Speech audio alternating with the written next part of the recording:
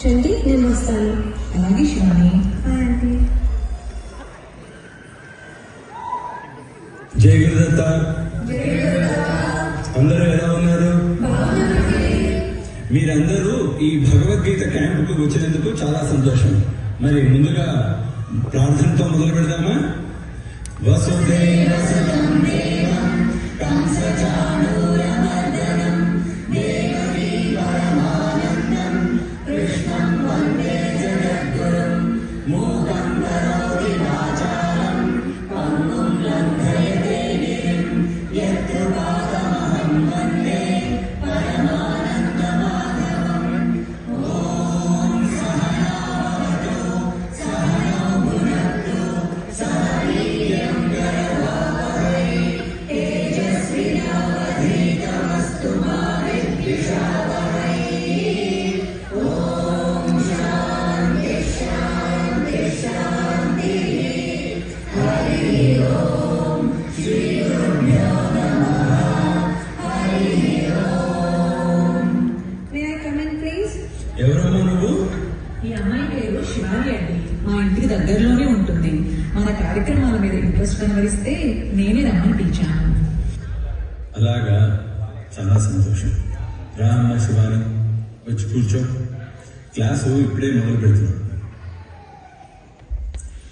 ఈరోజు మన క్లాసులో కొంతమంది ఓల్డ్ స్టూడెంట్స్ కూడా ఉన్నారు. ముందుగా మీ అందరికీ ఒక ప్రశ్న.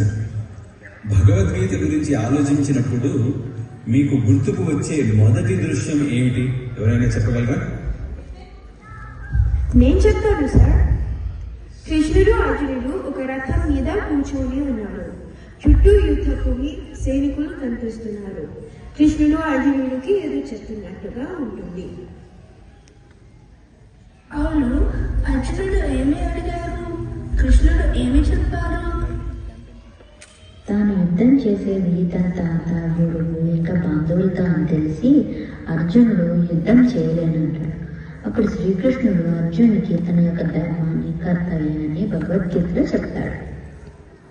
అవును, భగవద్గీత మొత్తం వాళ్ళిద్దరి మధ్య జరిగిన సంభాషణే కదా. భగవద్గీత ఒక యుద్ధ సమయంలో అప్పుడెప్పుడో కృష్ణుడికి అర్జునుడికి మధ్య జరిగిన సంభాషణ మాత్రమే అయితే దాని గురించి మనం ఇప్పుడు తెలుసుకోవాల్సిన అవసరం ఏముంది? ఎందుకుందంటే ఆ సంభాషణలోనే మానవ జాతి మొత్తం తెలుసుకోవాల్సిన తత్వజ్ఞానం నిండి ఉంది కాబట్టి. మంచి చెడుల మధ్య, తప్పు ఒప్పుల మధ్య, న్యాయం అన్యాయాల మధ్య పోరాటం ఎప్పుడు జరుగుతూనే ఉంటుంది. అది బయటే కాదు, మన లోపల కూడా జరుగుతూనే ఉంటుంది.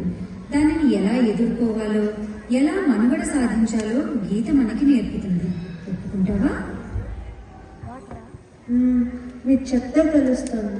నేను ఇప్పటి వరకు గీత అంటే ఏదో పెద్దవాళ్ళు రిటైర్ అయ్యాక చదువుకునేదని అనుకునేదాన్ని.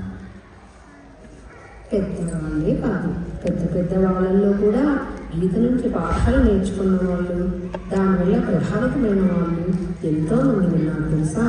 మహాత్మా గాంధీ గారి దగ్గర నుంచి అబ్దుల్ కలాం దాకా ఎన్నో ఉదాహరణలు చెప్పవచ్చు. అసలు పెద్ద చిన్న మనాపర భేదం లేదు. ఎవరైనా ఎప్పుడైనా గీత చదివి విజ్ఞానం, వివేకం పొందవచ్చు. మీ సమాధానాలు చాలా బాగున్నాయి. మరి విద్యార్థుల్లో కూడా ఎవరైనా మీ అనుభవాలు చెప్తారా? నేను చెప్తాను సార్. నేను 2020లో భగవద్గీత పూర్తిగా నేర్చుకున్నాను. ఒక విషయం నేను ఖచ్చితంగా చెప్పగలను. ఈ భగవద్గీత వల్ల నా మెమరీ పవర్ చాలా పెరిగింది. టైం ఎలాగ సరిగా వాడుకోవాలో అది కూడా తెలిసింది. ఏ రోజు పని ఆ రోజు పూర్తిగా చేయాలని ఆ డిసిప్లిన్ కూడా వచ్చింది సార్. అవును మనీష్, నా ఆర్గనైజేషన్ స్కిల్స్ కూడా చాలా ఇంప్రూవ్ అయ్యాయి.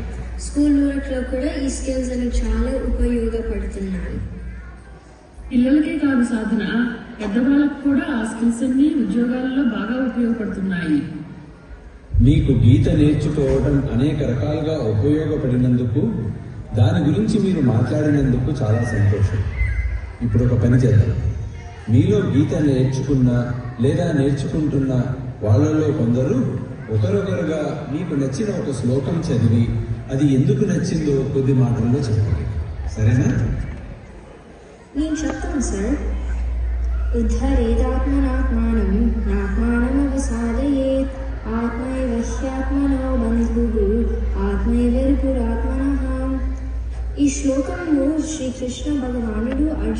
చెప్తారు. ఏమని అంటే మనల్ని మనమే అప్లిఫ్ట్ చేసుకోవాలి. అది మన మైండ్ ద్వారానే సాధ్యం అవుతుంది. మన మైండ్ మన బెస్ట్ ఫ్రెండ్ కావచ్చు, వర్స్ట్ ఫ్రెండ్ కావచ్చు. సో మనం ఎప్పుడు మన మైండ్లో మంచి థాట్స్ పెట్టుకోవాలి, పాజిటివ్గా ఆలోచించేలాగా ట్రైన్ చేసుకోవాలి. బ్రహ్మార్పణం బ్రహ్మహవిః బ్రహ్మాగ్నౌ బ్రహ్మణాహుతం బ్రహ్మైవతేన గంతవ్యం బ్రహ్మకర్మ సమాధినా. అర్జునుడికి శ్రీకృష్ణుడు ఈ శ్లోకం ద్వారా ఏమి చెప్తున్నారంటే, మనం తినే ఆహారం ఎంత ముఖ్యమైనదో దాన్ని పండించడానికి, వెళ్ళి మనకి పెట్టడానికి ఎంతోమంది కష్టపడతారు. అందుకే ఈ ఆహారం దైవంతో సమానం. దాన్ని వృధా చేయకుండా మంచిగా తినాలి. పత్ర